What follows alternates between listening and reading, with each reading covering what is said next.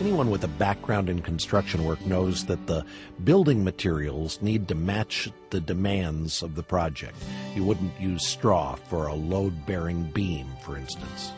Well, today on Truth for Life, Alistair Begg continues this theme of building the church on the right foundation, based on 1 Corinthians chapter 3. We're going to pick up the message we started yesterday entitled Building with Care. Here's Alistair Begg.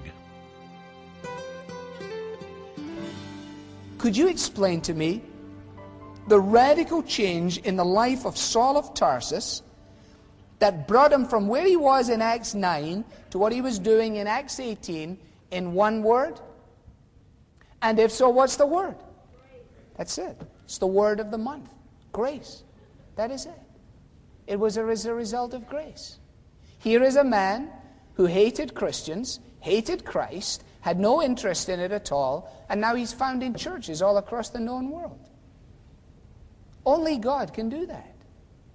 And it was Saul of Tarsus, now Paul, who was given the privilege, as a result of his call and his commissioning and his enabling power, to become the project manager of this great process here in 1 Corinthians.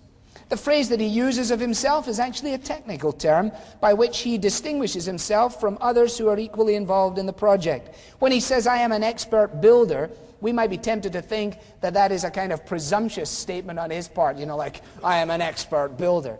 But actually he is using a technical term, which means I am, if you like, the one whom God made the project manager. And I will bring the trades together, and I will bring the people together that are necessary, and I will instruct them on the way that they should fulfill their responsibilities in the building of the church. What was the way in which Paul had laid the foundation? We saw that back in chapter 2 and in verse 5. He says, I determined to know nothing among you save Jesus Christ and Him crucified. He wanted to make sure that their faith rested in the power of God and in Jesus Himself. And that's how you know if you're building the right kind of foundation in your church. If you constantly are confirming people in the faith and truth and power of Jesus Christ. That is how you know whether your church is having its foundation laid down correctly. If those who are your instructors are continually bringing you back to Christ, to His atoning sacrifice, to the power of His Spirit, and to the fact that there is no one other than He who is head and Lord over all. Now, Paul's part was expounded and explained in these terms, and there were others who would follow on. Each one who would have a part, he says, should express care in the way they live. Because all those others are going to need to rely on what Paul relied on, namely the enabling power. Can I ask you, in the week that has gone by, how much have you relied on the enabling power of God to live out your part in the body of Christ in this place? Do you find yourself by the midpoint in the week with blood, sweat, and tears coming out of you because... And suddenly you saw it again. Oh, I'm sorry, Lord, I just did it again. I've just gone 3 days on my own steam. I mean, I heard last week that you have given to me your enabling power, the same power that raised Jesus from the dead. And here I am, it's Wednesday afternoon, and I'm all concerned, and I'm all distraught, and I'm all annoyed, and I'm ticked off with myself and everybody else because I can't make this Christian thing go. And now you have to remind me again, that's right, you can't make this Christian thing go. That's why Jesus said in John 15, apart from me, you can do nothing. Nothing. And if you look up the word nothing in a Greek, you know what you'll find? You know what it means? Nothing. That's right. And some of us this morning have a part in the church. We figure that our function is maybe not as prominent as we would like. How are we going to fulfill our task? We're going to fulfill it by His enabling power. It is God who assigns the tasks. It's God who will give the rewards. And as we're about to see on the scale of God's reckoning, things come out markedly different than when we are tempted to assess our own usefulness and the usefulness of one another. So let me tell you the fourth thing I want to note, and that is that fourthly, we must build with care, keeping both quality and eternity in the forefront of our minds. Two words are vital when you think about your part in the church. Word number one is quality. Word number two is eternity. Quality, because we're so often forced into thinking quantity in a world that is consumed by numbers, and eternity because we live in a world that thinks only in terms of time. So when you seek to involve yourself in the family of God and the building of this place, ask God to keep these words before you.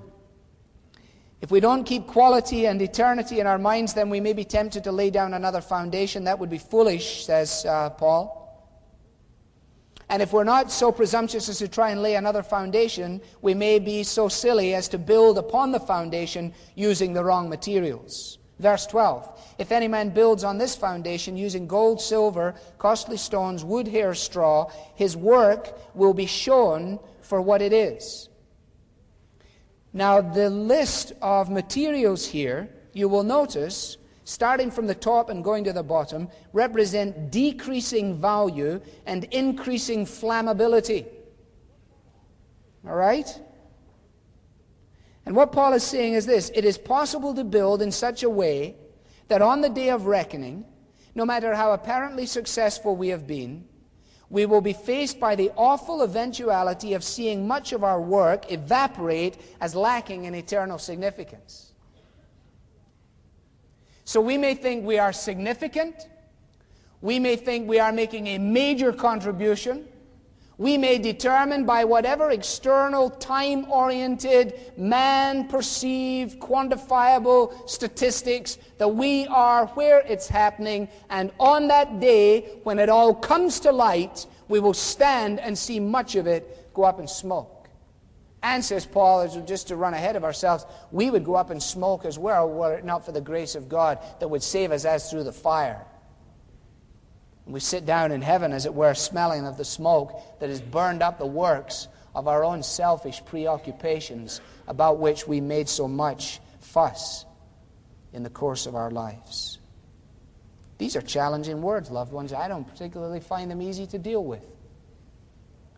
It is equally true, though, that if we have been faithfully involved in building, in keeping with the foundation, then we can anticipate reward.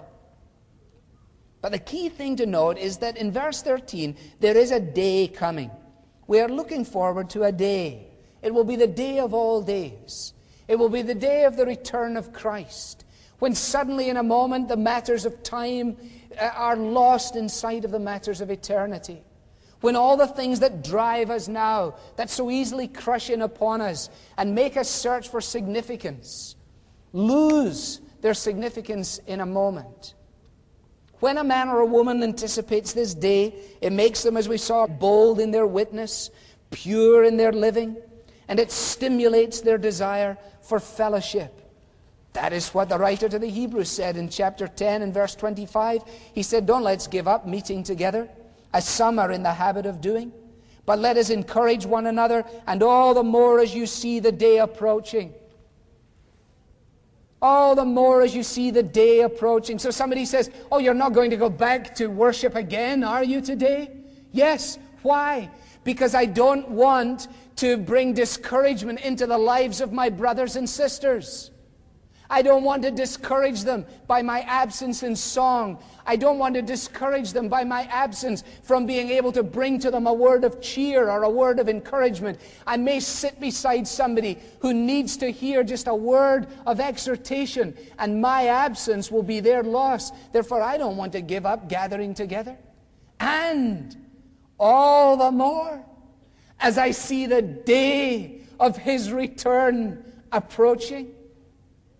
The day of His return creates in the heart of those who are zealous for Christ faithfulness.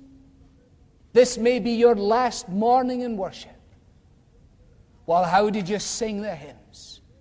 This may be my last morning in worship. Well, where did I focus the accolades? This may be our last day in the service of Christ. Then whom did we reach out to encourage? Or did we just sit saying, I wish people would speak to me?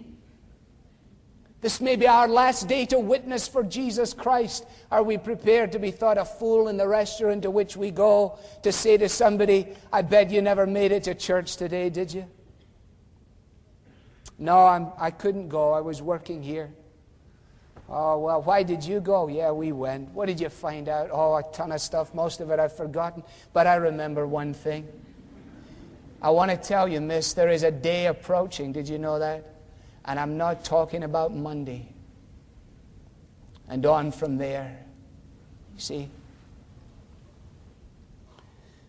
As the fire, as it were, and this is in metaphorical terms largely here, because we're not going to take the things that we've done in suitcases into the presence of Christ in eternity. But as the fire, as it were, sweeps through the building, it will consume, Paul says, what is combustible and leave only that which does not burn. Calvin expressed this in these ways. He said, to build with silver and gold and precious stones is to build in concurrence with the foundation. Therefore, we don't need to be in tyranny about what we're doing. We don't need to be constantly going, oh goodness gracious, I wonder if this is wood or hair, precious stones. I'm not sure what I'm doing now. You see, if we are doing what the Bible says to do, then we are building with the right materials. When we move away from the foundation, when we move away not only from the foundation, but move away in motivation, when we move away from that which is pleasing to Christ, then the materials in our hands change quickly and dramatically. So the building has to do with our motives. That's tough, you see. We're going to be examined for our motives. Not going to be examined. I got so many sermons in the boxes in my drawers in my office, but I'm not going to be examined on the number of sermons preached, the number of places visited, the number of exhortations given, the number of apparent responses. That will not be the process of evaluation. If you're a Sunday school teacher, you will not be evaluated on the basis of that. If you run the tape ministry, you will not be evaluated on the basis of that. If you sing in the choir, it will not be, and were you perfect in attendance? The issue will be, why did you sing? Why did you preach? Did you preach because you like the sound of your own voice? Did you sing so that people will afterwards say, my, you are a lovely singer? Did you invite a guest to the church simply because you felt pressed down and guilty because some joker at the front told you that you should? It will be the motivation that is judged. It will be conduct that is judged. It will be service that is judged. And the way in which we use the gifts that God has given us is the whole issue in it. It obviously isn't here a distinction between wealth and talents and opportunity. For example, it would be horribly unfair if 3 rows from the front somebody was given gold, and then 5 rows back somebody was given silver, somebody else got precious stones, but somebody else got dealt a block of wood, somebody else got a bunch of hay.